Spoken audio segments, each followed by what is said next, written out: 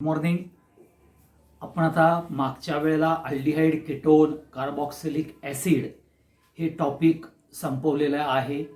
Okay, त्याचे JEE नीटच्या दृष्टिकोनातून ज्या काही रिॲक्शन्स आहेत त्यासुद्धा आपण बघितलेल्या आहेत बाळांनो. आता आजचा जो चॅप्टरचं चालू करतोय तो बायोमॉलिक्युल्स आहे. हा बायोमॉलिक्युल्स बऱ्याच जे बायोलॉजीला असतील किंवा ज्यांचं नीट कॅरेक्टर आहे त्यांना हा पर्टिक्युलरली बायोमॉलिक्युल्स बायोलॉजीमध्ये झालेला आहे. तोच पार्ट आपल्याला केमिस्ट्रीमध्ये बघायचा आहे, बायोमॉलिक्युल्स.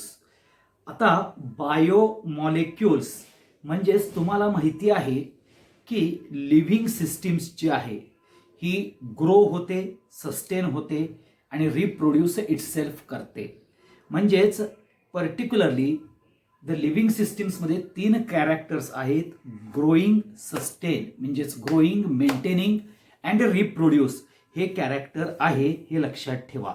आणि हे जे कॅरेक्टर्स आहे हे युनिसेल्युलर करता पण आहे, म्हणजे युनिसेल्युलर ऑर्गॅनिझम किंवा मल्टीसेल्युलर सेल करता किंवा ऑर्गॅनिझम्स करता आहे, हे तुम्हाला सगळ्यांनाच माहिती आहे.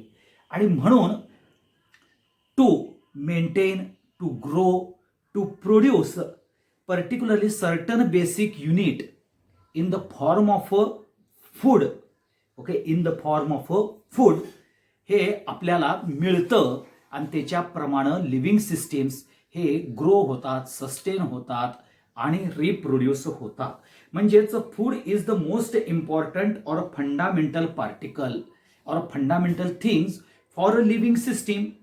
ओके, आणि फूडमध्येच तुम्हाला पर्टिक्युलरली हे कॉम्पोनंट मिळतात बायोमॉलिक्युल्सचे. ते कुठले कुठले आहेत तर कार्बोहायड्रेट्स आहेत, प्रोटीन्स आहेत, फॅट्स आहेत, किंवा वॉटर असेल, मिनरल्स असतील, हॉर्मोन्स असतील, एन्झाईम असतील, हे सगळे आपल्याला बघायला मिळतात, हे लक्षात ठेवा. मग नेमकं हे जे आपण बायोमॉलिक्युल्स म्हणतो हे बायोमॉलिक्युल्स कसे आहेत? हे लाईफलेस आहेत. कसे आहेत? दे आर लाईफलेस म्हणजेच नॉन लिव्हिंग आहेत. Non living molecules which particularly present in the cell. They are present in a cell in a complex manner. Complex मॅनरमध्ये they are going to be present. आणि but जरी ते complex मॅनरमध्ये असतील तरी ते highly organised मॅनर्समध्ये present असतात, हे लक्षात ठेवा.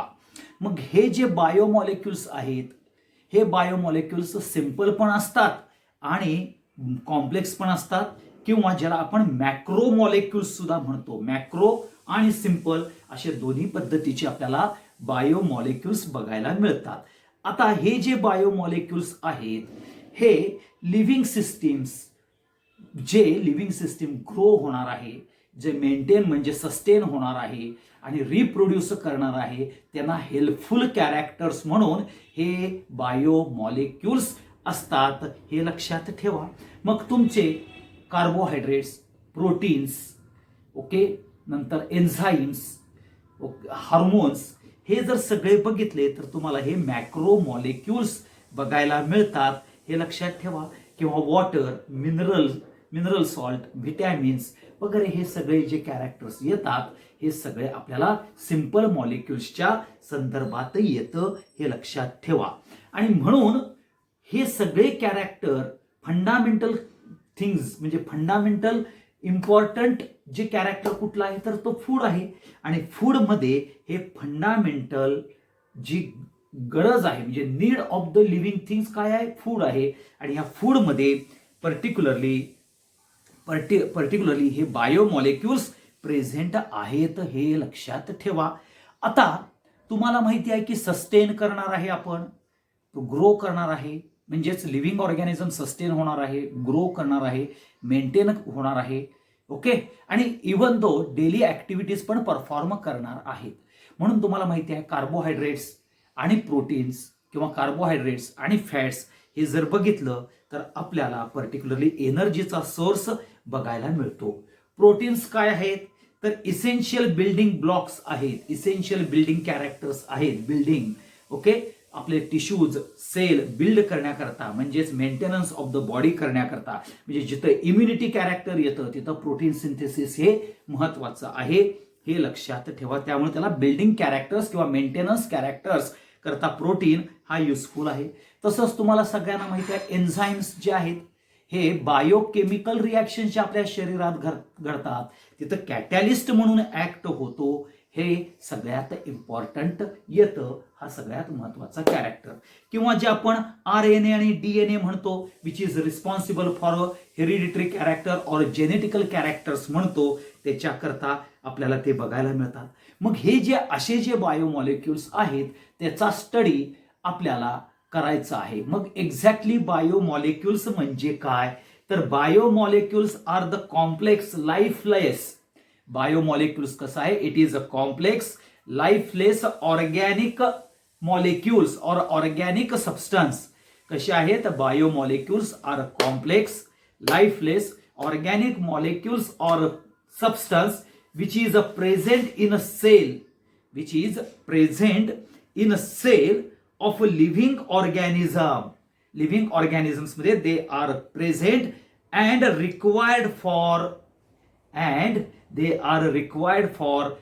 growth, maintenance and reproduce करता जे लागतात त्याला बायोमॉलिक्युल्स म्हणतात, हे लक्षात ठेवा. म्हणजे बायोमॉलिक्युल्स कसे आहेत, it is the complex molecules or substance which are present in a cell of a living organism and they are required for growth, maintenance म्हणजे sustain and for particularly reproduce the living organism. त्याच्याकरता जे लागणारे आहेत त्याला biomolecules म्हणतात. किंवा बायोमॉलिक्युल्सची दुसरी definition येते, it is a lifeless molecule. It is a lifeless molecule which combine in a specific manner to produce a life, sustain the life, control the biological reaction. हे म्हणजेच बायोमॉलिक्युल्स आहेत. बायोमॉलिक्युल्स कसे आहेत, it is a lifeless molecules which can combine in a specific manner, which produce a life, which sustain the life, which particularly growth of the life.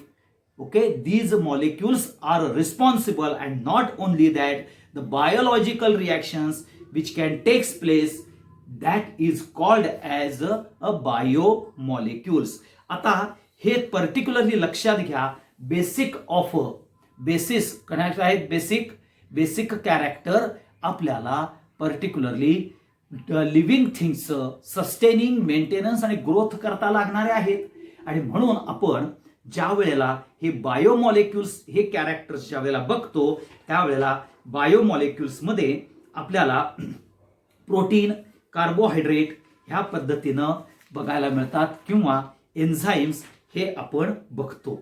मग आता पहिल्यांदा different types of biomolecules कुठले आहेत म्हणजे classification of biomolecules बघूया.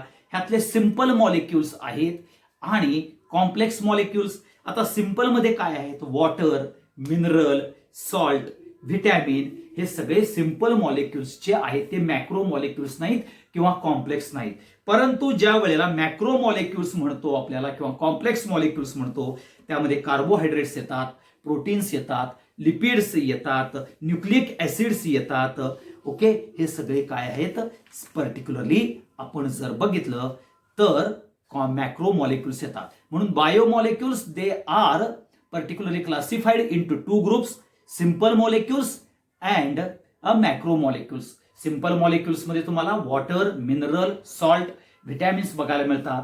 आणखीन biomolecules मध्ये carbohydrates म्हणजेच कॉम्प्लेक्स मॅक्रो मॉलिक्युल्स मध्ये carbohydrates, proteins, fats, nucleic acid, enzyme ह्या टाइप मध्ये आपल्याला बघायला मिळतात, हे लक्षात ठेवा. मग ह्याचा इम्पॉर्टन्स काय आहे का पर्टिक्युलरली बायोमॉलिक्युल्सचा. आता तुम्हाला माहिती आहे carbohydrates and fats they are major source. आता particularly carbohydrates is the major source of energy आणि हे कुणापासून मिळतं, फूड पासून मिळतं, हे लक्षात ठेवा. तसंच तुम्हाला सांगितलं प्रोटीन हा building block of elements, building block कुणापासून as a building blocks elements असतात which required a proper functioning. Proper functioning म्हणजे मसल, स्किन, हेअर, हे ना जे प्रोटीन लागतं ते प्रोटीन्स हे महत्वाचा कॅरेक्टर्स येतात, हे लक्षात ठेवा. हेअरमध्ये क्रिएटिन हे काय करतात, आपल्याला expose to air, expose to sunlight, म्हणजे आपल्याला काय करतात त्या एक्सपोजरला particularly quality of life improve करण्याकरता हे जे मसल्स आहेत किंवा हेअर आहेत, स्किन आहे, हे आपल्याला प्रोटेक्ट करतं, हे लक्षात ठेवा. त्या प्रोटेक्ट करण्यामध्ये आपल्याला प्रोटीन्स आहेत जी आपल्याला इम्युनिटी कॅरेक्टर म्हणतो, किंवा टिश्यू आणि ऑर्गन्स जे आपल्याला त्यांचं डेव्हलपमेंट होती त्यामध्ये बिल्डिंग ब्लॉक्स एलिमेंट्स हे प्रोटीन्स असतात, हे लक्षात ठेवा. एन्झाईम हे काय आहेत, तर बायोलॉजिकल केमिकल रिॲक्शन्स जे आपल्याला घडते ज्याच्यामध्ये आपल्याला absorption, okay, particularly digestion, absorption हे जो कॅरेक्टर आहे, म्हणजे थोडक्यात मेटॅबॉलिझम, ॲब्सॉर्प्शन, डायजेशन, मेटॅबॉलिझम, एक्सक्रिशन हे जे कॅरेक्टर्स येतात ह्यामध्ये आपल्याला एन्झाईमचा रोल बघायला मिळतो. तसंच फॅट हा माहिती आहे की आपल्याला माहिती आहे की हा functions store house of energy म्हणतो, हे लक्षात ठेवा. ज्या वेळेला आपण उपवास करतो, काही खात नाही, उपवास म्हणजे आपण उगाच खिचडी वगैरे खाल्ली त्याला उपवास म्हणत नाही, निर्जल म्हणजे पाणी न घेता ज्यावेळेला तुम्ही राहता त्यावेळेला आपल्याला लिपिड्स प्रोव्हाइड करतात एनर्जी, एवढं लक्षात ठेवा. आणि RNA आणि DNA मी मगाशी सांगितलं तुम्हाला की पर्टिक्युलरली RNA आणि DNA हे आपल्याला जेनेटिकल कॅरेक्टर, इम्युनिटी कॅरेक्टर्स मध्ये महत्वाचे कॅरेक्टर्स असतात, हे लक्षात ठेवा. दॅट इज द इम्पॉर्टन्स आहे. मग आता पहिला जो आपल्याला बायोमॉलिक्युल्स बघणार आहोत तो म्हणजेच कार्बोहायड्रेट हे कॅरेक्टर होय. काय आहे आता कार्बोहायड्रेट हा पहिला कॅरेक्टर्स आहे, हे लक्षात ठेवा. हा जो बायोमॉलिक्युल्स आहे JEE, नीट, CET वाल्याने लक्षात ठेवा, हा जेवढा तुम्ही वाचाल, जेवढं रीडिंग कराल तेवढं इझी आहे. ह्याच्यामध्ये काय एक्सप्लेनेशन करण्यासारखं असं काय नाही आहे, फक्त वाचताना आपल्याला कळलं पाहिजे एवढाच फक्त महत्वाचा पार्ट येतो. मग आता कार्बोहायड्रेट्स हा जर बघितलं तर तुम्हाला माहिती आहे it is a naturally occurring substance आहे, ओके, कंपाऊंड्स आहे. आणि ह्याच्यामध्ये कार्बोहायड्रेट्समध्ये कार्बन, हायड्रोजन आणि ऑक्सिजन हे ॲटम्स प्रेझेंट असतात कार्बोहायड्रेट्समध्ये. म्हणजे कार्बोहायड्रेट्समध्ये तुम्हाला ग्लुकोज माहिती आहे, सुक्रोज माहिती आहे, फ्रुक्टोज माहिती आहे, हे सगळे कार्बोहायड्रेट्सचाच पार्ट आहे, हे लक्षात ठेवा. मग हे कार्बोहायड्रेट्स आपल्याला प्लांट्समध्ये आणि ॲनिमल्समध्ये दोघांच्यामध्ये बघायला मिळतात. म्हणजे जी फोटोसिंथेसिस क्रिया केली की आपल्याला कार्बोहायड्रेट्स बघायला मिळतात, हे लक्षात ठेवा. म्हणजे जो सेल्युलोज आहे, स्टार्च आहे, ह्याच्यामध्ये कार्बोहायड्रेट्स आपल्याला बघायला मिळतात. आणि तसंच ॲनिमल्समध्ये in the form of a glycogen हे बघायला मिळतात. परंतु कार्बोहायड्रेट्सचा जो मेजर कॅरेक्टर काय आहे तर प्रोव्हाइड एनर्जी, ओके, एनर्जीचा सोर्स म्हणून बघायला मिळतो. आणि ग्रोथ आणि maintenance of the animals as well as a plants ह्याच्यामध्ये सुद्धा तुम्हाला महत्वाचा रोल ह्या कार्बोहायड्रेट्सचा बघायला मिळतो. आणि म्हणून स्टार्च, सेल्युलोज असेल, तुमचं शुगर असेल, आता ह्या सगळे तुम्हाला माहिती आहे की प्लांटमध्ये सिंथेसाइज होतं. ह्यामध्ये काही काय म्हणतात त्याला, तुम्हाला माहिती नाही असा काही कॅरेक्टर नाही आहे. आणि ते सुद्धा फोटोसिंथेसिसनं होतं, हे तुम्हाला सगळ्यांनाच माहिती आहे, हे लक्षात ठेवा. आता एक सगळ्यात महत्वाचा पार्ट जर तुम्ही बघितला पर्टिक्युलरली आपल्याला कार्बोहायड्रेट्समध्ये जर तुम्ही 1 ग्रॅम ऑफ कार्बोहायड्रेट जर घेतलं, म्हणजेच 1 टीस्पून जर तुम्ही शुगर जर घेतली तर तुम्हाला 4 कॅलरीज एवढी एनर्जी मिळते. आणि ही 4 कॅलरीज एनर्जी कमीत कमी 2 ते 3 दिवस तुम्हाला जगवू शकते, एवढा त्या कार्बोहायड्रेट्सचा महत्वाचा पार्ट येतो, हे लक्षात ठेवा. आता हेच कार्बोहायड्रेट्स आपल्याला बेसिक नेसेसिटीज आहेत, ज्याच्यामध्ये क्लोदिंग आणि शेल्टर ह्याच्यामध्ये सुद्धा यूज होतो. तुम्ही बघा कॉटन, लिनन हे आपण तयार करतो, ओके, ते काय आहे, ते सेल्युलोज पासून होतं. आणि सेल्युलोज मध्ये काय आहे, कार्बोहायड्रेट्सच कॅरेक्टर आहेत, हे लक्षात ठेवा. मग हे कार्बोहायड्रेट्स तुम्हाला माहिती आहे राईसमध्ये, मेजमध्ये, पोटॅटोमध्ये हे तुम्हाला आपल्याला त्याचा पर्टिक्युलरली अबंडन्स किंवा पर्सेंटेज ऑफ कार्बोहायड्रेट्स हा बघायला मिळतो. परंतु कार्बोहायड्रेट्सची जर डेफिनेशन्स जर करायला बघितली तर कार्बोहायड्रेट्सच्या डेफिनेशन्स प्रमाणे पहिली डेफिनेशन जी केली त्याला आपल्याला हायड्रेट्स ऑफ अ कार्बन काय म्हटलं त्यांनी, the carbohydrates as a consider as a hydrates of a carbon म्हणून त्यांनी केलं आणि त्यांनी हा फॉर्म्युला दिला सायंटिस्टनी CxH2OY हा फॉर्म्युला दिला आणि हा जो फॉर्म्युला ओबे होईल तो कार्बोहायड्रेट आहे असं त्यांनी सांगितलं. परंतु लक्षात घ्या आपल्याला कार्बोहायड्रेट्स मॉलिक्युल्स आहेत म्हणजे शुगर आहे कुठलं डिऑक्सिरिबोज आणि रॅमिनोज. डिऑक्सिरिबोज आणि रॅमिनोज असे दोन शुगर आहेत. They are not going to fulfil the particular this formula म्हणजे they are not a carbohydrate असं झालं. परंतु फॉर्माल्डिहाइड आणि ऍसिटिक ऍसिड हे जे दोन आहेत they are not a sugar, they are not a carbohydrate but they are going to fulfil this formula. म्हणून जी पहिली डेफिनेशन दिली होती hydrates of a carbon which can particularly which can obey this formula CxH2OY ही definition discard झाली कारण जे sugar आहेत डिऑक्सिरिबोज आणि rhamnose they are not going to obey this formula but acetic acid and formaldehyde they are going to obey this formula and hence this particularly definition it was discarded by the scientist. मग त्यांनी कार्बोहायड्रेट्सची definitions काय सांगितली, carbohydrates are nothing but optically active.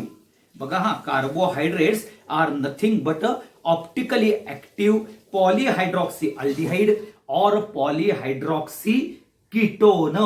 काय आहेत, पॉलीहायड्रॉक्सी aldehyde और polyhydroxy ketone हे लक्षात ठेवा. म्हणजे on hydrolysis of carbohydrates optical active polyhydroxyaldehyde and polyhydroxyketone are the basic character of a carbohydrate ही त्यांनी डेफिनेशन सांगितली. म्हणजेच लक्षात घ्या कार्बोहायड्रेट्स इज ऑप्टिकली ऍक्टिव्ह कसे आहेत, पॉलीहायड्रॉक्सीअल्डिहाइड अँड पॉलीहायड्रॉक्सी कीटोन. आता हे कंपाऊंड्स कसे मिळतात तर ज्या वेळेला कार्बोहायड्रेट्स और सच कंपाऊंड्स हे ऑन हायड्रोलिसिस पॉलीहायड्रॉक्सीअल्डिहाइड आणि पॉलीहायड्रॉक्सी कीटोन हे देतात हे लक्षात ठेवा. आणि म्हणून कार्बोहायड्रेट्स जर तुम्ही बघितलं तर कार्बोहायड्रेट्स हा पर्टिक्युलरली पॉलीहायड्रॉक्सीअल्डिहाइड अँड पॉलीहायड्रॉक्सी कीटोन हा इम्पॉर्टंट मेसेज तुम्हाला बघायला मिळतो. म्हणजेच आपल्याला कार्बोहायड्रेट्स ह्याच्याकरता जो पहिली जे डेफिनेशन सांगितली CxH2Y ही डेफिनेशन लक्षात ठेवू नका. मग डेफिनेशन्स काय लक्षात ठेवायची, it is a particularly optically active polyhydroxy aldehyde and polyhydroxy ketone is nothing but काय आहे, that is nothing but a carbohydrates. म्हणजे कार्बोहायड्रेट्सचं जर हायड्रोलिसिस केलं तर तुम्हाला पॉलीहायड्रॉक्सीअल्डिहाइड आणि पॉलीहायड्रॉक्सी कीटोन मिळणार. मग पुढचा जो पार्ट येतो ज्याला क्लासिफिकेशन ऑफ अ कार्बोहायड्रेट्स म्हणतात. आता पहिलं जे क्लासिफिकेशन येतं ते आहे on the basis of a physical properties. Physical properties न क्लासिफिकेशन येतं. आता on the basis of a physical प्रॉपर्टीजचं क्लासिफिकेशन जर तुम्ही घेतलं तर ते म्हणजेच शुगर आणि नॉन शुगर असं क्लासिफिकेशन येतं. बघा physical properties on the basis of a physical properties. मी आपल्याला जे फिजिकल प्रॉपर्टीज वरती येतं ते शुगर आणि नॉन शुगर. कारण कसं आहे बघा, शुगर हा क्रिस्टलाइन सॉलिड आहे, वॉटर सोल्युबल आहे, स्वीट इन टेस्ट आहे. म्हणजेच ह्या सगळ्या फिजिकल प्रॉपर्टीज झाल्या का नाही.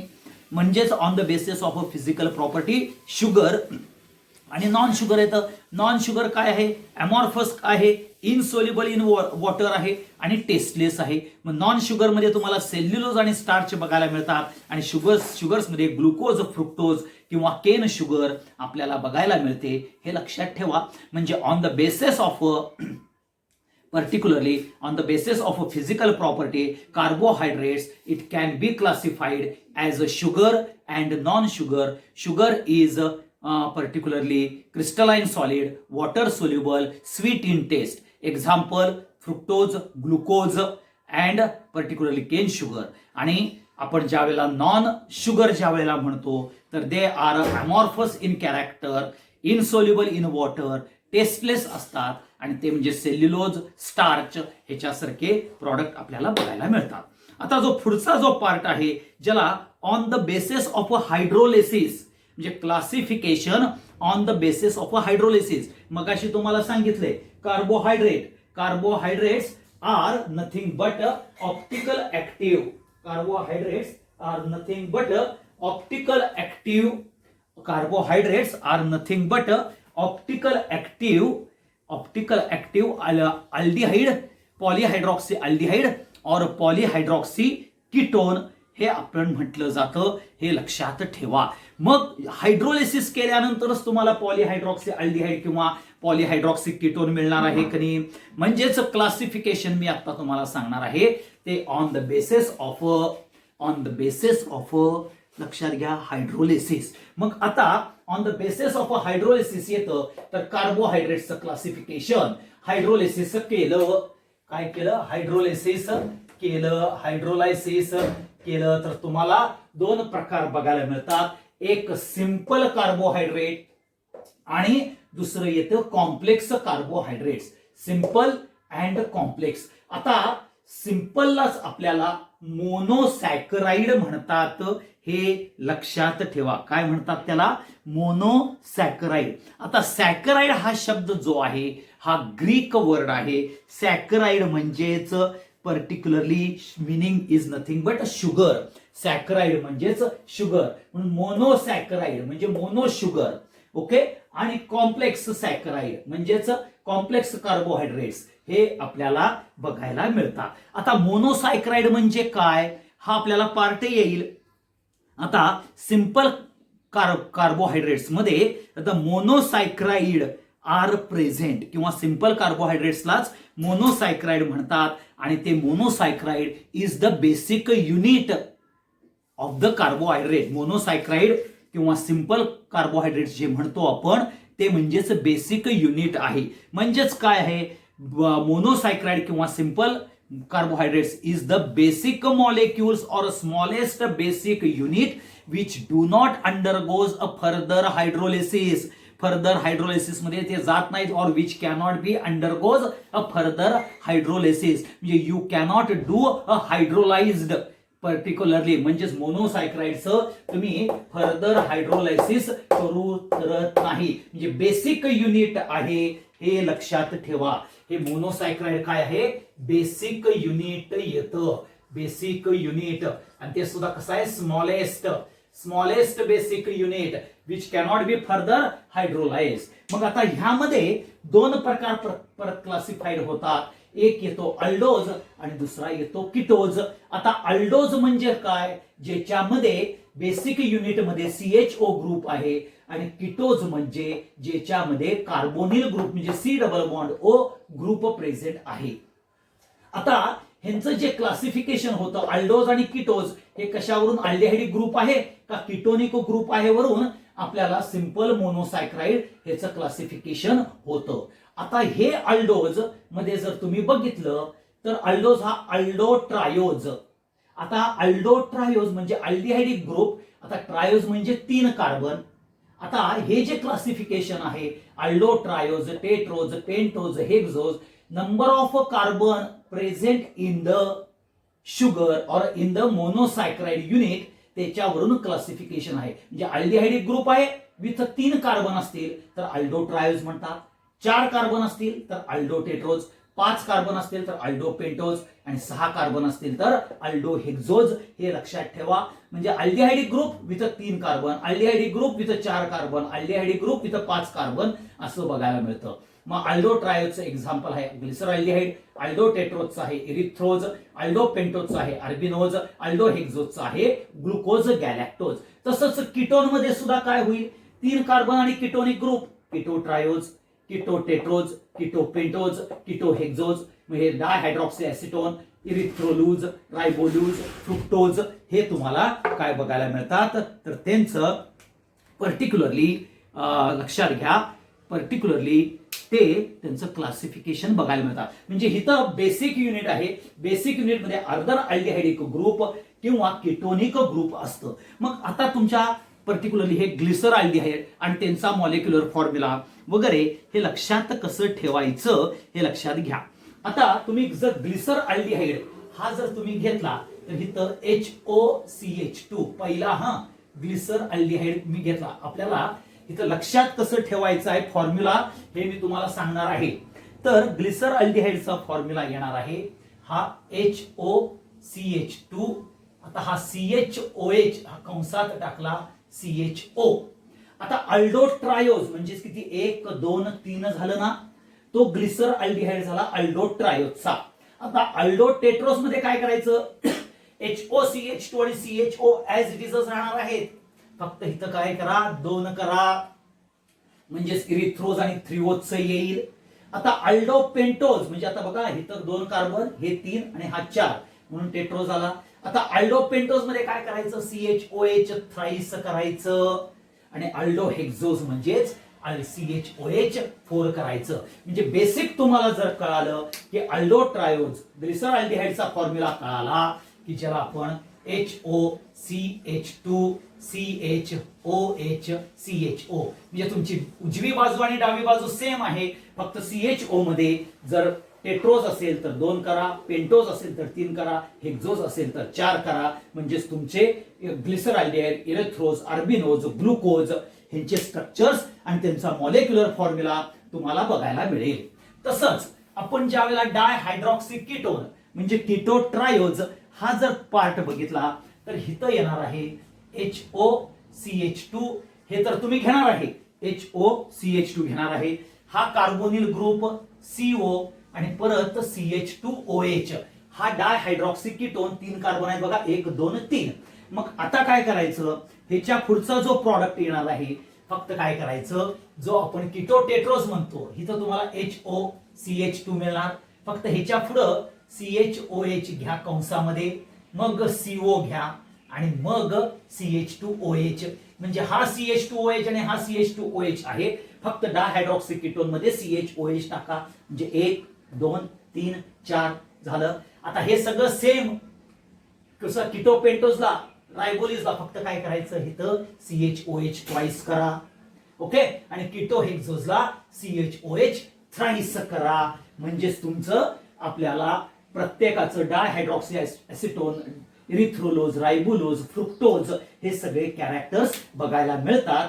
हे लक्षात ठेवा. HOCH2 COCH2OH हे तुम्हाला बघायला मिळतील. आणि हे कसं बघितलं बघा पहिल्यांदा ग्लिसरॉल्डिहाइड घेतलं आणि दुसरं डायहायड्रॉक्सी कीटोन मध्ये घेतलं. ग्लिसरॉल्डिहाइडचा फॉर्म्युला तुम्हाला माहिती आहे HOCH2 CHOH CHO आणि जो मधला CHOH आहे त्याच्यामध्ये आम्ही काय करत गेलो 2 युनिट वाढवत गेलो म्हणजे एकाचं 2 दोनाचं 3 तीनाचं 4 असं करत आपल्याला अल्डोटेट्रोज, अल्डोपेंटोज, अल्डोहेक्झोज केलं. तसंच डायहायड्रॉक्सी एसिटोन म्हणजेच कीटोन्सला आपल्याला बघायला मिळतं. एवढं लक्षात ठेवा. मग आता पुढं येतं ज्याला आपण कॉम्प्लेक्स कार्बोहायड्रेट्स म्हणतो. आता कॉम्प्लेक्स कार्बोहायड्रेट्स मध्ये हे लक्षात घ्या तुमचा सगळ्यात महत्वाचा जो पार्ट येतो ज्याला ऑलिगोसॅकराइड म्हणतात. ऑलिगो म्हणजे फ्यू म्हणजेच किती की हायड्रोलिसिस केल्यानंतर ओके आफ्टर कॉम्प्लेक्सचं हायड्रोलिसिस केल्यानंतर ऑलिगो म्हणजे few 2 to 10 basic unit of monosaccharides are produced. किती 2 ते 10 म्हणजेच 2 to 10 units of monosaccharides are present in a complex. आणि त्याच्यापेक्षा जास्त असतील तर त्याला पॉलीसॅकराइड म्हणतात. एवढं लक्षात ठेवा. काय म्हणतात त्याला पॉलीसॅकराइड. मग आता हे 2 to 10 युनिट्स आहेत त्याच्यामध्ये डायसायक्राइड, ट्रायसायक्राइड, टेट्रासायक्राइड येतात. मग आता तुम्ही ऑलिगो म्हणजेच काय सांगितलं तुम्हाला on hydrolysis gives 2 to 10 monosaccharide units are called as oligosaccharide. आता disaccharide is a oligosaccharide which on hydrolysis gives 2 units. आणि म्हणून तुम्हाला इथं सुक्रोज आपल्याला बघायला मिळतं. सुक्रोज हे डायसायक्राइड आहे. ते ज्यावेळेला हायड्रोलिसिस मध्ये जातात त्यावेळेला ग्लुकोज आणि फ्रुक्टोज असं आपल्याला बघायला मिळतं. तसंच ट्रायसायक्राइड मध्ये काय आहेत ऑन हायड्रोलिसिस गिव्स 3 युनिट्स ज्याला आपण रॅफिनोज म्हणतो. तो काय देतो ग्लुकोज, फ्रुक्टोज आणि गॅलॅक्टोज असे 3 युनिट देतो. आणि ज्याला आपण टेट्रा म्हणतो, म्हणजेच 4 युनिट ज्याला, जसं एक्झाम्पल आहे स्टॅचोज. स्टॅचोज मध्ये आपल्याला ग्लुकोज पण आहे, फ्रुक्टोज पण आहे आणि 2 युनिट्स ऑफ गॅलॅक्टोज बघायला मिळतं. कसं आहे, ग्लुकोज, फ्रुक्टोज आणि 2 युनिट्स ऑफ गॅलॅक्टोज म्हणजे टेट्रा आपल्याला बघायला मिळतं. आता इथं तुम्ही डाय ट्राय टेट्रा क्लासिफिकेशन लिहा. सुक्रोज म्हटलं की त्याचा फॉर्म्युला तुम्हाला माहिती पाहिजे. आता सगळ्यांना सुक्रोजचा फॉर्म्युला माहिती असतो, C12H22O11. ओके, खरं रॅफिनोजचा फॉर्म्युला लक्षात येत नाही, तर काय करायचं, जर तुमचा सुक्रोजचा फॉर्म्युला असेल C12H22O11, ह्या सुक्रोजच्या कार्बन मध्ये 6 वाढवा, म्हणजेच रॅफिनोजचा कार्बन येईल 6, म्हणजे 6 घातले 12 अधिक 6 18 आले, आणि ऑक्सिजन मध्ये 5 वाढवा, म्हणजेच ऑक्सिजन आणखीन कार्बन आले आणि ऑक्सिजनच्या दुप्पट हायड्रोजन करा. म्हणजे बघा हा, सुक्रोजचा फॉर्म्युला लक्षात ठेवायचा C12H22O11. कार्बन मध्ये 6 वाढवा म्हणजे 18 आले, ऑक्सिजन मध्ये 5 वाढवा 16 आले, 16 दुनी 32 म्हणजे C18H32O16. आता रॅफिनोजचं स्टॅच्यूज मध्ये करायचं 18 अधिक 6 करा आणि 16 अधिक 5 करा, म्हणजेच तुम्हाला लक्षात येईल how to particularly know the molecular formula. हे लक्षात ठेवा, म्हणजे किती नंबर ऑफ कार्बन्स आहेत, किती नंबर ऑफ हायड्रोजन्स आहेत इन रॅफिनोज, इन स्टॅचोज, हे तुम्हाला बघायला मिळतं. शेवटचा पार्ट येतो ज्याला आपण पॉलिसॅकराइड म्हणतो. पॉली म्हणजेच आपल्याला एकापेक्षा जास्त, म्हणजे on hydrolysis which gives a particularly n number of saccharide units, ज्याला आपण बायोपॉलिमर्स म्हणतात. Biopolymer of monosaccharide is known as polysaccharide. इथं large number of monosaccharide units बघायला मिळतात ऑन हायड्रोलिसिस. हे 2 प्रकाराने येतात, होमो पॉलिसॅकराइड आणि हेटेरो. होमो मध्ये काय असतं, बेसिक युनिट एकच असतं, आयदर ग्लुकोज असेल, आयदर गॅलॅक्टोज असेल किंवा आयदर इरिथ्रोज असेल, एकच बेसिक युनिट. आणि हेटेरो मध्ये एकापेक्षा 2 मोनोसायक्राइड बेसिक युनिट आपल्याला बघायला मिळतात, हे लक्षात ठेवा. आणि म्हणून होमोपॉलिमर्स मध्ये, म्हणजे होमोपॉलिसॅकराइड्स मध्ये starch, cellulose, glycogen, dextrin, pectin, chitin हे त्याचे एक्झाम्पल आहेत. कुठले कुठले आहेत बघा, starch, cellulose, glycogen, dextrin, pectin, chitin आहे. आणि हेटेरो मध्ये हिपॅरिन, गम, म्युसिलेज, हेमिसेल्युलोज आणि म्युरिन हे आपल्याला बघायला मिळतात, हे लक्षात ठेवा.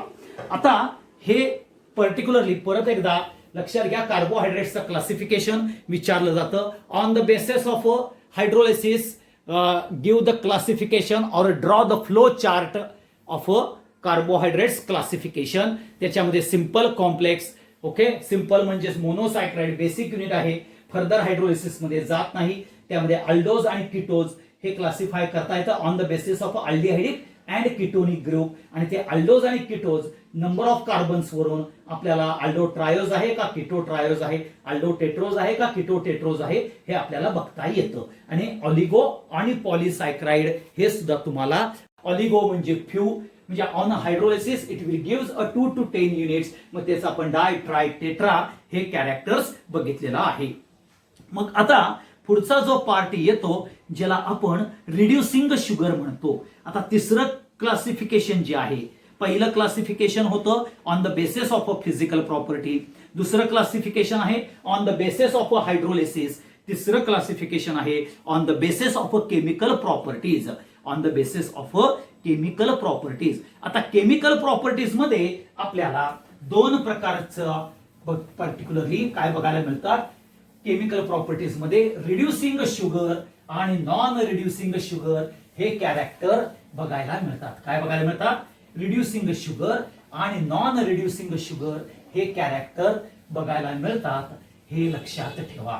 कुठले कुठले, रिड्युसिंग आणि non reducing on the basis of chemical properties. म्हणजेच तुमचे कार्बोहायड्रेट्स हे परत आपल्याला 2 पार्ट मध्ये बघायला मिळतात, हे लक्षात ठेवा. आता रिड्युसिंग शुगर म्हणजेच saccharide which contains aldehydic and ketonic group, आणि जे रिड्यूस होतात कुणाबरोबर, फेलिंग्ज सोल्युशन बरोबर, टोलेन्स रिएजंट बरोबर किंवा स्किप्स रिएजंट बरोबर हे रिड्यूस होतात, म्हणजेच रिड्युसिंग प्रॉपर्टीज देतात. म्हणजेच थोडक्यात आपल्याला ऑक्सिडेशन स्टेट कमी केली जाते, जे आपण अल्डिहाइडमध्ये बघितलेलं आहे, रिड्युसिंग प्रॉपर्टीज ऑफ अल्डिहाइड, हे लक्षात ठेवा. आणि म्हणजेच ह्यामध्ये ज्यावेळेला रिड्युसिंग शुगर्स ज्या असतात ह्यांच्यामध्ये aldehydic group that is CHO और किटोनिक ग्रुप हा फ्री असतो. कसा असतो तो? फ्री असल्यामुळं it can shows a reducing properties with Fehling's solution, with skips reagent और विथ टोलेन्स रिएजंट. म्हणजे असे देणारे कोण कोण आहेत? तर ग्लुकोज देतं, फ्रुक्टोज देतं, माल्टोज देतं, लॅक्टोज देतं, जिथं फ्री अल्डिहाइडिक ग्रुप बघायला मिळतो. मग आता नॉन रिड्युसिंग शुगर म्हणजेच काय? ज्याच्यामध्ये पर्टिक्युलरली सॅकराइड और sugar which do not gives or which do not undergoes reducing properties with feelings, with tolerance and with skips. कारण का इथं जो अल्डिहाइडिक ग्रुप आहे किंवा म्हणजे ज्याला आपण कार्बोनिल ग्रुप म्हणतो हा फ्री असत नाही आणि फ्री कार्ब नसल्यामुळं दे are not shows reducing properties. मग हा आपल्याला सुक्रोज सारखा डायसायक्राइड असेल किंवा रॅफिनोज सारखा ट्रायसायक्राइड असेल तर हे आपल्याला प्रॉपर्टीज देत नाहीत, हे लक्षात ठेवा. इथं अल्डिहाइडिक आणि ketonic groups are bonded with each other and they are behaves as a reducing sugars सारखं किंवा नॉन रिड्युसिंग शुगर सारखं बघायला मिळतं, हे लक्षात ठेवा. मग पुन्हा एकदा सांगतो मी तुम्हाला, सगळ्यात महत्वाचा जो पार्ट आहे 3 पार्टमध्ये आपल्याला बघायला मिळतं. पहिला classification on the basis of physical property, sugar आणि नॉन शुगर. ओके, म्हणजे क्रिस्टलाइन सॉलिड, वॉटर सोल्युबल किंवा अमॉर्फस सॉलिड, वॉटर इनसोल्युबल ह्या कॅरेक्टरवरती. दुसरं आहे particularly on the basis of hydrolysis, simple, complex. सिंपलमध्ये तुम्हाला पर्टिक्युलर अल्डोज, किटोज, ओके, इकडं ऑलिगो, पॉलिसॅक्राइड हे आपण बघितलं. त्याच्यानंतर तिसरं जे आहे on the basis of a chemical properties, ज्याच्यामध्ये आपल्याला सगळ्यात महत्वाचं जे कॅरेक्टर्स येतं ते महत्वाचं कॅरेक्टर्स म्हणजेच लक्षात घ्या, ज्याला आपण महत्वाचं कॅरेक्टर्स म्हणतो ते म्हणजेच आपल्याला रिड्युसिंग शुगर आणि नॉन रिड्युसिंग शुगर. आणि रिड्युसिंग आणि नॉन रिड्युसिंग हे आपल्याला फेलिंग्स, टोलेन्स किंवा स्किप्स वरनं बघायला मिळतं. ज्या आपण अल्डिहाइडच्या रिड्युसिंग प्रॉपर्टीज बघितल्या त्याच्यावरून आपल्याला बघायला मिळतं, हे लक्षात ठेवा. मग आता आपल्याला पर्टिक्युलरली कार्बोहायड्रेट्स आहेत ह्यांच्यामध्ये जर तुम्ही स्टार्च, ग्लुकोज, फ्रुक्टोज हे घेतलं तर तुम्ही बघा की मगाशी मी तुम्हाला क्लासिफिकेशन्स मध्ये दिलेला आहे. त्यामध्ये स्टार्च हा होमोपॉलिसायक्राइड्स मध्ये बघायला मिळतो, तुमचा ग्लुकोज असेल तर मोनोसायक्राइड्स मध्ये बघायला मिळतो, सेल्युलोज हा पर्टिक्युलरली पॉलिसायक्राइड्स मध्ये आपल्याला बघायला मिळतात. आता हे जे युनिट्स आहेत, मग तो ऑर्बिनोज असेल, झायलूज असेल किंवा इरिथ्रोज असेल किंवा ग्लुकोज असेल किंवा फ्रुक्टोज असेल, ह्यांचं ज्या वेळेला आपण कॅरेक्टर्स बघतो, हे ज्या वेळेला आपण त्याचं स्ट्रक्चरल फॉर्ममध्ये रूपांतर करतो किंवा स्ट्रक्चर्स काढतो त्यावेळेला त्या स्ट्रक्चर्समध्ये फिशर्स प्रोजेक्शन्स फॉर्म्युला म्हणून आपल्याला बघायला मिळतो. आणि मग आपण पहिल्यांदा ग्लिसर अल्डिहाइड हा पार्ट बघूया. काय आहे ग्लिसर अल्डिहाइड म्हणजे कुठलाच आहे ह्याच्यामध्ये? आता तुम्हाला माहिती आहे फिशर्स प्रोजेक्शन्स फॉर्म्युलामध्ये आपल्याला माहिती आहे एक व्हर्टिकल लाईन आणि एक हॉरिझॉन्टल लाईन आहे, हे मला माहिती आहे. आणि जिथं क्रॉस सेक्शन आहे का इंटरसेक्शन ऑफ अ लाईन आहे त्याला आपण कायरल कार्बन म्हणतो.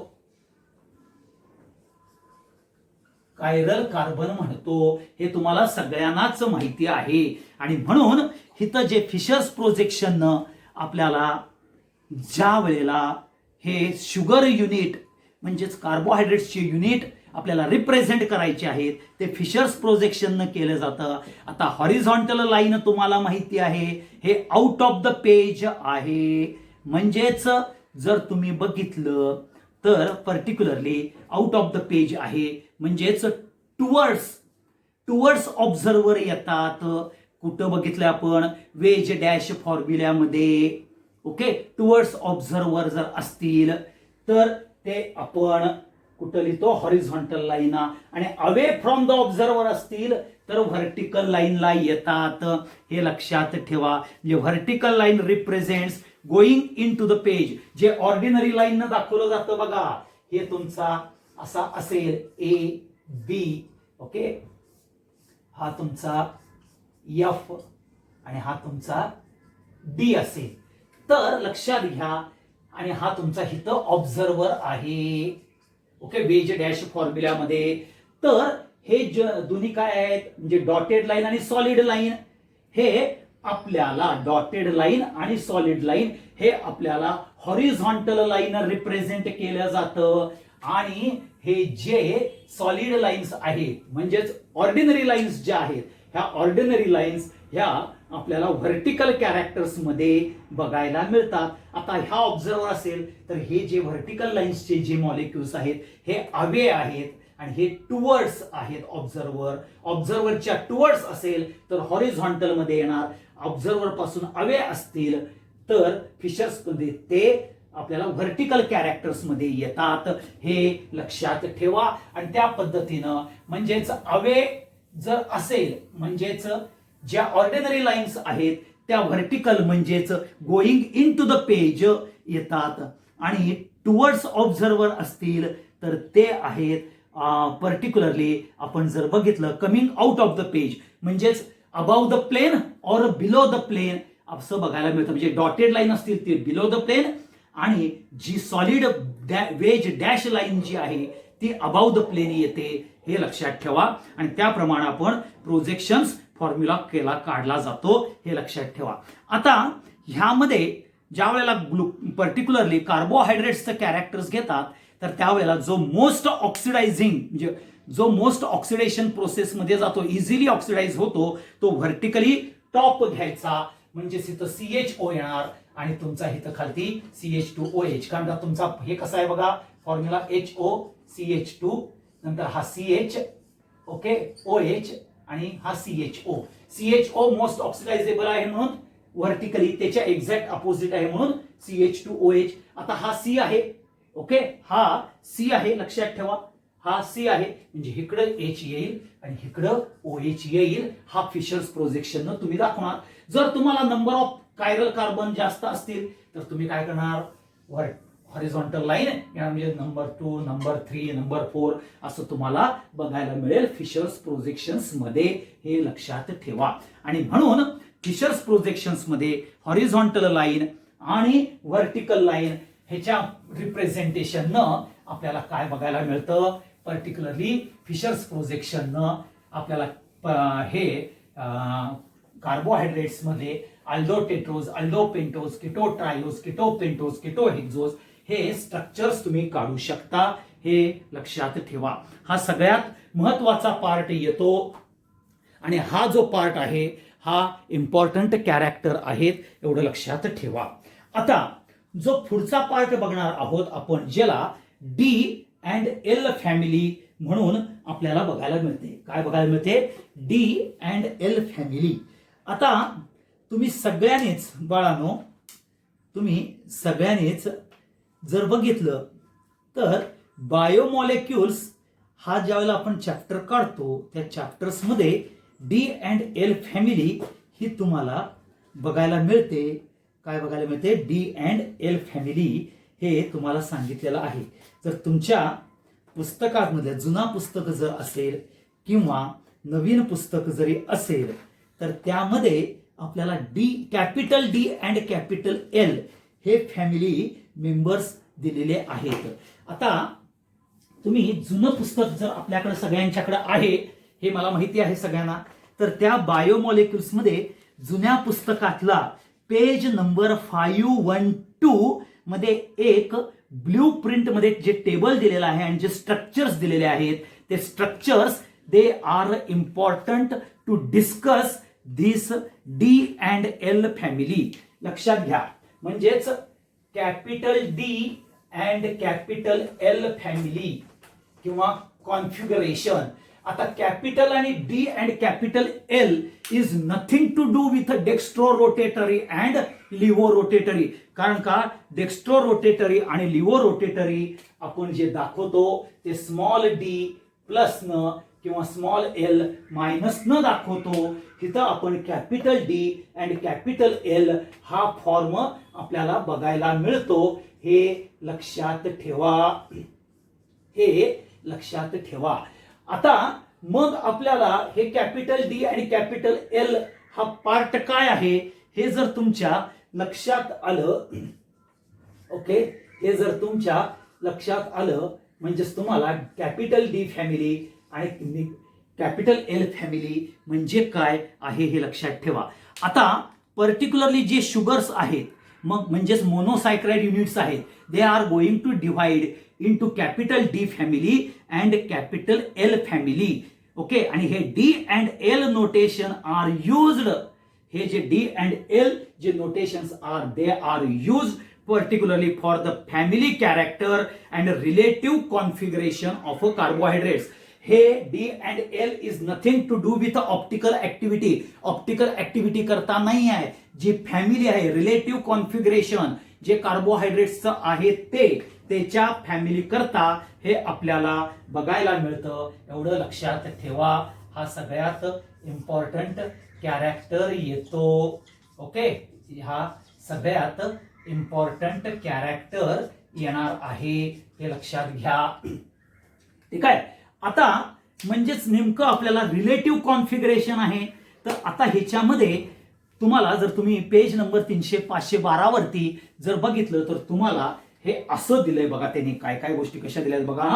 हा डी हायपेन दिलाय, मायनस दिलाय, किंवा डी हायपेन देऊन प्लस दिलाय, किंवा एल ओके हायपेन देऊन मायनस, किंवा एल हायपेन देऊन प्लस असं तुम्हाला मिळतं त्या स्ट्रक्चर्स मध्ये. हे लक्षात ठेवा.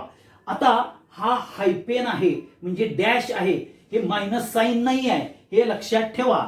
नाहीतर तुम्ही त्या पुस्तकात ब्ल्यू प्रिंट मध्ये बघताना तिथं मायनस आहे म्हणजे ते डेक्स्ट्रो रोटेटरी आहे असं नाही. जे कंसात आहे ब्रॅकेट मध्ये जे आहे ते तुम्हाला it will gives the optical activity of this compound, हे लक्षात ठेवा. म्हणजेच डी इंटू ब्रॅकेट जे मायनस आहे जर तो carbohydrates belong to D family आणि त्याचं रोटेशन आहे हे अँटी क्लॉकवाईज आहे, लेफ्ट हँड आहे. डी प्लस जर असेल साइन तर तो डी फॅमिलीचा मेंबर आहे कार्बोहायड्रेट.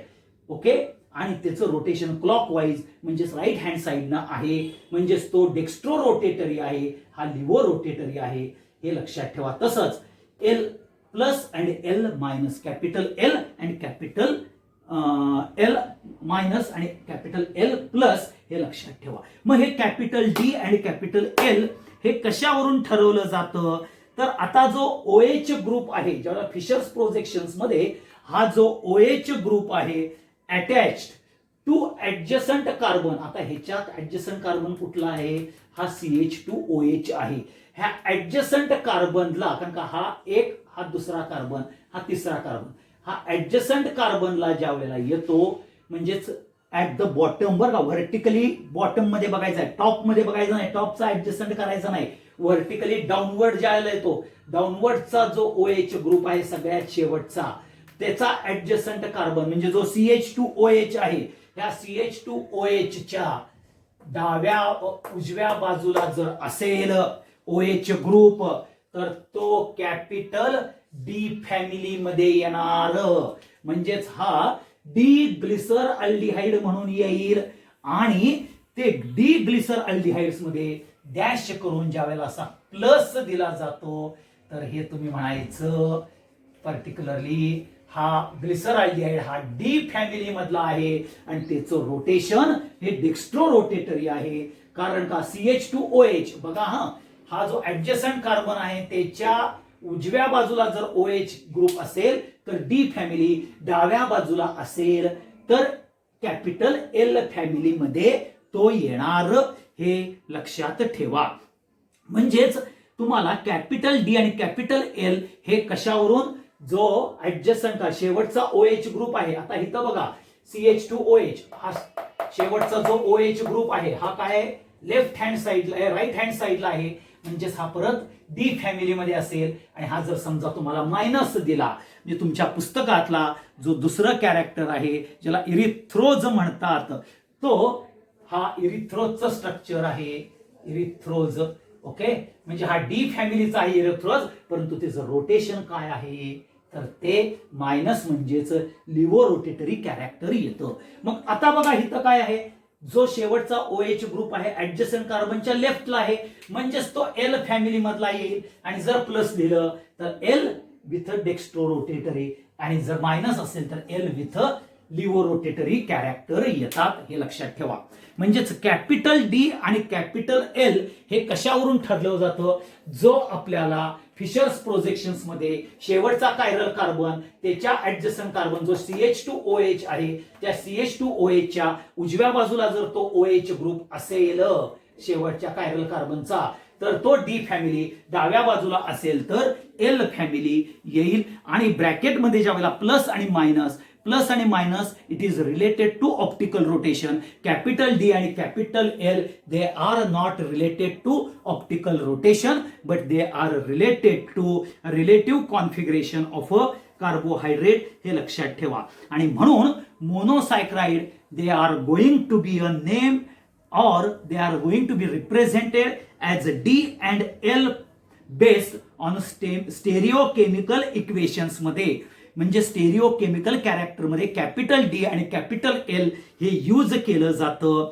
आणि त्यांचं जे रोटेशन आहे ते डी प्लस डी मायनस हे असं सिरीज मध्ये बघायला मिळतं. म्हणजेच डी फॅमिलीमध्ये दोन प्रकारचे रोटेशन बघू शकता तुम्ही, डी प्लस आणि डी मायनस. म्हणजेच D family with dextro rotatory, D family with laevo rotatory.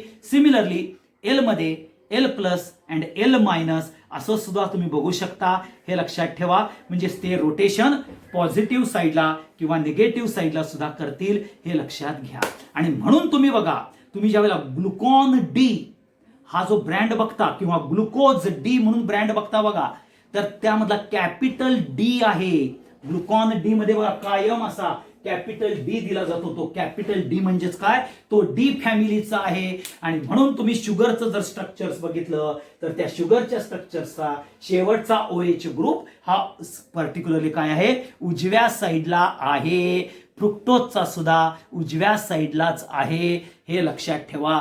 आणि म्हणून तो कॅपिटल डी फॅमिली आणि प्लस म्हणजेच आपल्याला डेक्स्ट्रो रोटेटरी कॅरेक्टर ग्लुकोज देतो आणि फ्रुक्टोज हा लिव्हो रोटेटरी कॅरेक्टर देतो, हे लक्षात ठेवा. हा सगळ्यात महत्वाचा पार्ट येतो. डी ग्लुकोज आणि एल ग्लुकोज असे दोन आहेत. आणि ते डी फॅमिली म्हणजेच आपल्याला OH ग्रुप हा उजव्या बाजूला आहे, एल फॅमिलीमध्ये तो पर्टिक्युलरली डाव्या बाजूला येतो. आणि मग त्याचं रोटेशन म्हणजेच particularly rotation of a plane polarise light हा पॉझिटिव्हला आहे, म्हणजे क्लॉकवाईज आहे का अँटी क्लॉकवाईज आहे, त्याच्यावरून तुम्हाला रोटेशन आपल्याला बघायला मिळतं, हे लक्षात घ्या.